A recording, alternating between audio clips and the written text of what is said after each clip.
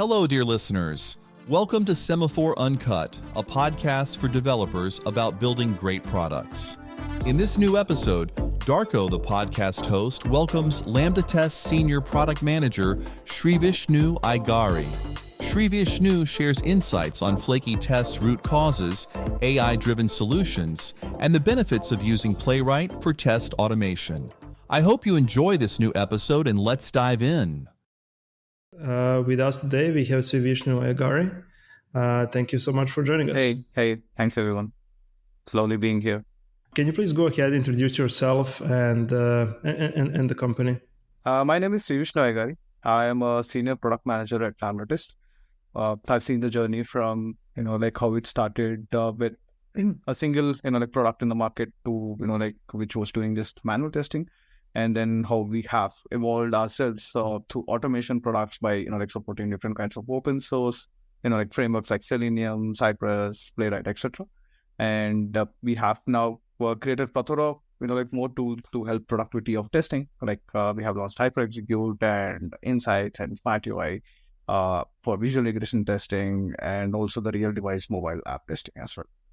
So we have, understood the complete, QA community and trying to, help them build the best quality software out there. And we will be the complete infra providers to them so that they need not to worry and invest, a lot of time and money and effort on building their own infra in-house. Semaphore has released the Flaky Test Dashboard to help you identify unreliable tests in your project. Identify which tests disrupt your pipeline and cost you the most, all in one place. Go to semaphoreci.com/product/flaky-tests-dashboard to find out more. Can you maybe speak briefly about, moving from, manual testing to automated testing and all of that, and what are maybe some of the biggest differences? I mean, each area has its own set of challenges. So depending on the use case, when it's an e-commerce application, most of the, elements or components would stay in the same place, and you have to, run the same test case every day. And that is a very mundane task for anybody to do it. So for these kind of, applications is where automation testing has become a very vital role. And people started to migrate to automation so that they can actually write a script or in any kind of a technology or a framework and start, executing their tests on, different browsers and validate their use cases, what they're doing manually every time, which was the same mundane task. We have worked with a lot of companies, and if I would group them into categories, there are people that are, fighting with the flaky test successfully. Right. They are investing and they are keeping things under control. Right. And there is this other group, which is, maybe not investing as so much, but more of sometimes even losing the battle, and just having a huge overhead and uncertainty due to all those flaky tests. Right. So I would love to hear your perspective and how you are seeing what you are seeing with your customers, and some of the strategies that you are employing to help people out. Right. So flaky tests are started to be seen when if you have a lot of let's say microservices architecture built within your system, where there'll be different kinds of servers, but there'll be one single client application, which will be talking to different kinds of APIs, etc. So every API might not be, designed, or let's say can be not performant at the same, level compared to other APIs which have been called. So what happens is that now, as we have known and discussed earlier, that there's a lot of, scope, how automation scripts started to improve and how open source helped, a lot of developers to come and write automation testing scripts. In the same way, when, the applications are designed depending on the different kinds of architectures, that is where, flaky tests started to kick in. So what used to happen is that, let's say I run an automation test where I'm checking for a login page for a login button. So when I used to click login button and I used to check my login flow, every time it is working fine. But one day, I woke up and I saw that login flow has failed. I didn't understand why. So then immediately, what I've done, I've actually checked that manually. and it was working explicitly fine. So where is the issue now? And so that is where, what happens for me to, as a QA, have to do is that I have to go and check, what is the exact reason of that failure. So I go to that specific, API call which was made to the browser to check that login click, and it didn't function at that point of time. So then if I rerun this test again, the test case started to pass. So again, after 10 to 12 consecutive executions of my test, at the 12th or 13th time, my login has failed. And so this means that there is some kind of a flakiness for this specific feature, which I have to check with my development team. Or there could be a case where that specific component didn't render on the browser when you're executing it on the cloud. So this is the, major gap due to which, couple of tests could be giving us a false positive result. And if we start, depending on that specific result and investigating time, we might not, get a productive outcome, and our QA cycle will keep on increasing. You guys have been implementing features as we have, from different aspects to try to help people to detect that flakiness, and then once you know and can measure the problem, hopefully you can improve the situation. Right. So I would love to hear from your guys' perspective how you're measuring those, detecting those, and how you're helping people with that particular problem. Got it. Basically, whenever there's any kind of a failure, most of the frameworks as of today have started, detecting by natively open source whether it could be a flaky test or not. And in case of, flaky test, if found, you have to actually trigger a retry. So that what happens is that it immediately, runs again to check whether is it actually a correct result or is in the false positive result. So for the let's say for the consecutive runs, it started failing.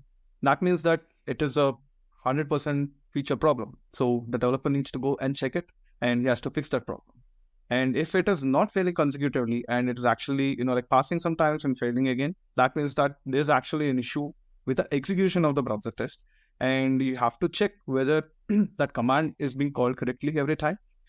You need to add any kind of mitigation steps, like let's say if there is any kind of a wait time, etc., so that it will wait till that particular DOM element or let's say an API call has been made on the browser, and then it will move forward for the next step, so that it will not block any kind of other requests, and it will have a much more smoother workflow created.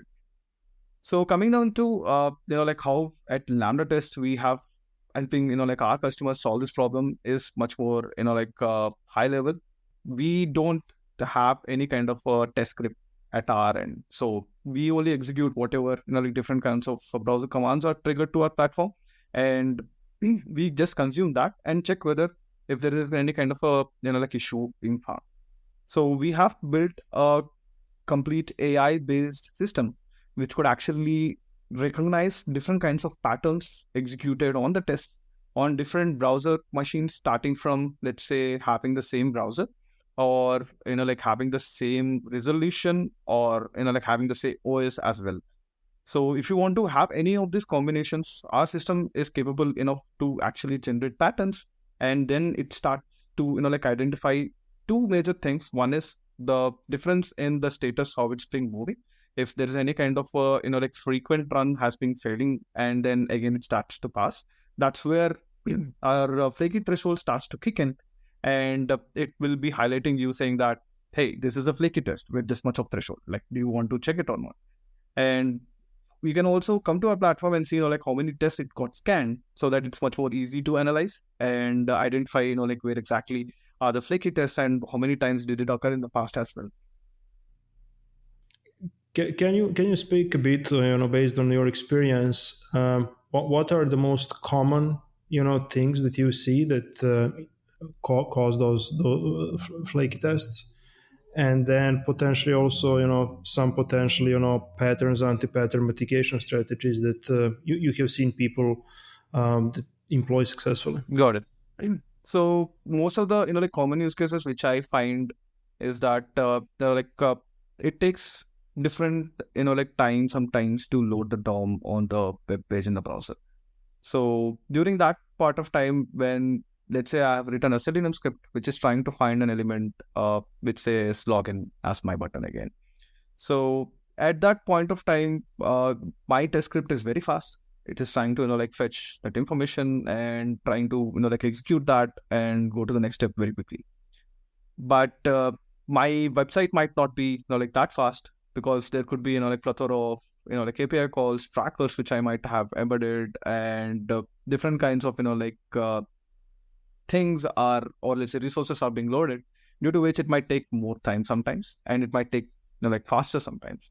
So just to, like handle this, couple of, like mitigation steps, like how we suggest our customers is that to ensure that there is a specific, time which you can actually implicitly add. And apart from that, you can also check, like what are these, like components which are taking, like not the baseline time which is actually expected to load. Through this way, like the kind of latency for rendering these kind of browsers will be, like very minimal, and can avoid any kind of a flakiness which comes along the way while running these tests. Developers just do what is easier, and they just pasted all kinds of features that load from all kinds of websites. Right. So there is like, this Facebook login component, and this thing from Twitter, and this and that. And some of those things can, but some cannot be, also cached locally. Right. If possible, carry as much things with you within your, within your application, and don't load it from the other side of the world.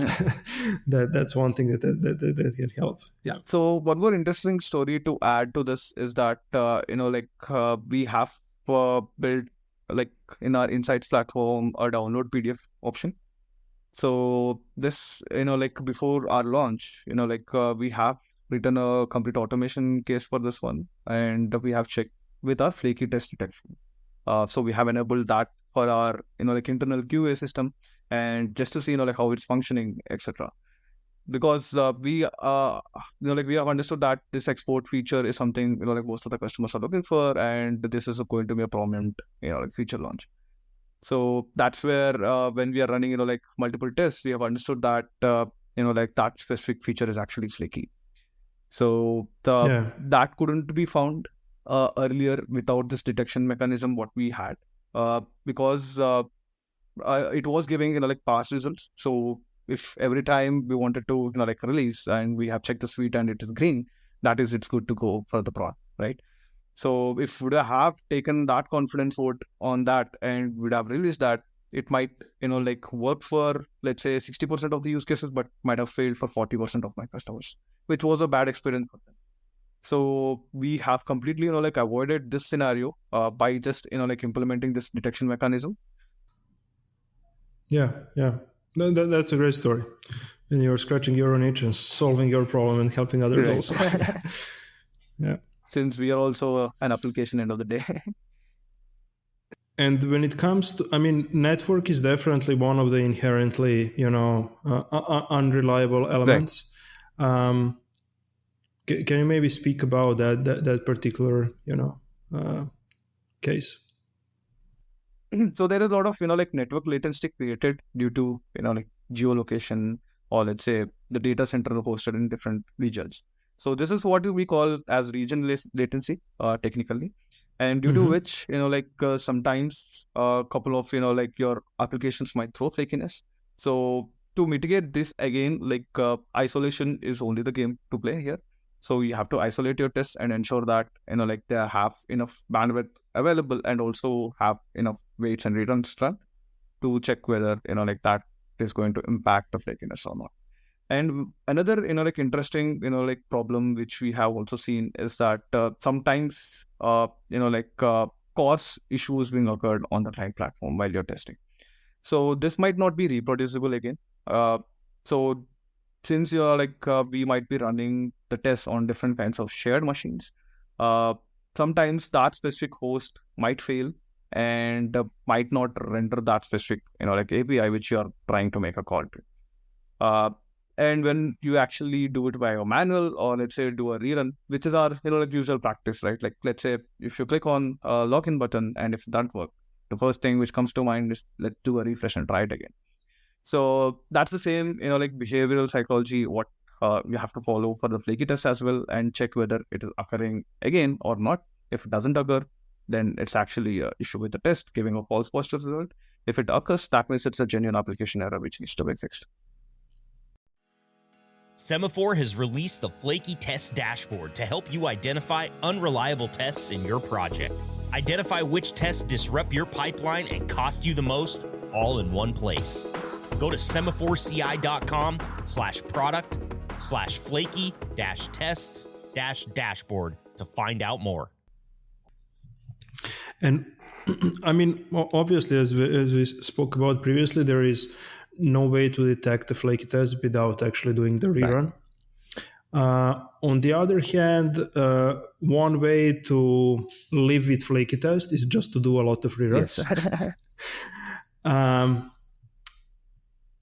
What have you seen there in terms of like customer behavior? I know that different people and different companies do have like different policies and behave in different way, but maybe in terms of what you're advising and so on, and maybe potentially limiting or advising a guest doing a lot of reruns.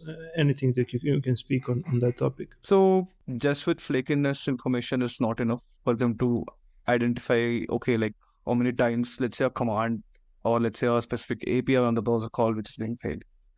So we have implemented an error categorization insights where you can actually see, like how many of these, like flaky tests which have been found having what kind of command error. So let's say, is it failing because of no such element? So how many times it has failed because of no such element? Or is it actually failing due to stale element reference? So how many times, like this particular, like situation has occurred for your flaky test group? So this way, you can actually, like dive much more deeper and focus and drill down, like where exactly you have to, put your fix upon, so that you can actually get much more, like consistent results while you're actually running your tests, even on cloud ecosystem as well. Yeah, that's right. Does it work across any arbitrarily testing framework, or is it associated concretely to Cypress or Selenium? Or I'm just curious, So there's like a lot of frameworks with a lot of methodologies being used. So how we are handling the problem of flakiness is like little different when it comes to Playwright. So in Playwright, what it does is that, like, let's say you set up a number of reruns. I put it to let's say about 3. So every time a test fails due to any like command validation or let's say any exception failure, then immediately it starts rerunning.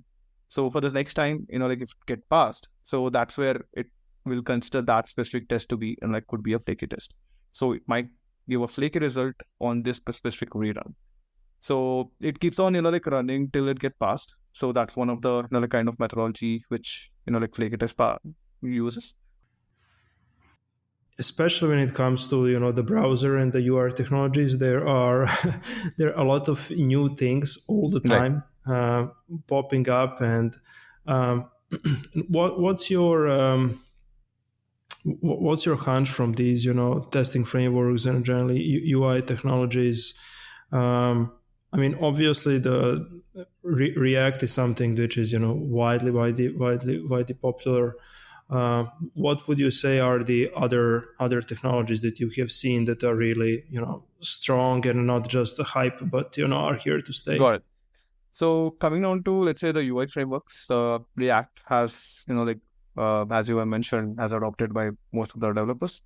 But like we have also seen adoption starting like recently with the launch of Next.js, where most of the like let's say front-facing pages or let's say customer-facing pages are mostly like driven with Next.js, so that it's much more easy to manage and handle the content what's being rendered there, and get the like full-fledged capabilities of JavaScript and leverage the whole component like architecture as well.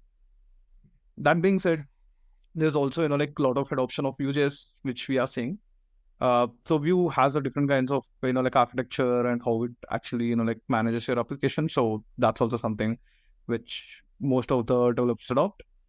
But end of the day, when it comes to the bundling up of the things, it's going to be the same packaging, which gets rendered onto the browser, and like all the different kinds of application checks and etc. could be also built the same. So coming down to the testing frameworks of this UI test, Recently, like Playwright has seen a huge, massive adoption being increasing and competing directly with Cypress as well as Selenium. What used to happen in Selenium that they used to make an API call so that every time there's a HTTP API which goes and makes a call to it and waits for the response till the response is not got, it will keep on stuck. But now, we have a socket connection. That means that uh, whatever commands you are triggering to the browser are directly, listening to a socket and streaming these events onto the browser directly. So the latency has reduced to, I can say 5 to 6x times from what, we used to get before with the HTTP connection. And now Selenium, officially has, thinking to launch more about making it more bi-die or let's say bidirectional, kind of a framework so that they can mitigate this kind of a WebSocket and HTTP, latency issues and make it more interactive for testing. So that way it's getting more advanced and much more easy for, QA to actually adopt and develop test cases around the same. Yeah, and when you say about the Playwright and that WebSocket connection, is that something which is supported across the browser? So are the browsers exposing actually that API that, the driver which is driving the test can, use WebSocket across different browsers? Yeah, so these are, exposed by the browser themselves to have a WebSocket based interaction. And let's say, what Playwright natively uses is Chromium in the same way Firefox as well. And it uses WebKit, not the Safari. So that's where, it is more embedded into the engine or it's the core browser ecosystem. And you can run all your different kinds of applications and run those tests on this specific ecosystem locally. But let's say if you want to run it on different Chrome, Safari, and all other different browsers, that's where you have to switch to a cloud-based solution where you can get an inventory, available, and there's also a connection, made with this process specifically so that they can execute this test upon. By the sound of what you're describing, for the people that are, just maybe wanting to cover their application written in any framework by automated test suite, would you recommend them that they start with Playwright, or where would you direct them? What was their best choice? So it depends upon what is the trade-off you want to take so that your business as well as your application satisfies all the needs and you can actually have a very good pipeline we can rely upon and make sure that there's consistency in the results what's being gained. So my recommendation is Playwright. The reason being is that it's JavaScript natively, and JavaScript is very easy to code and get to prod as well.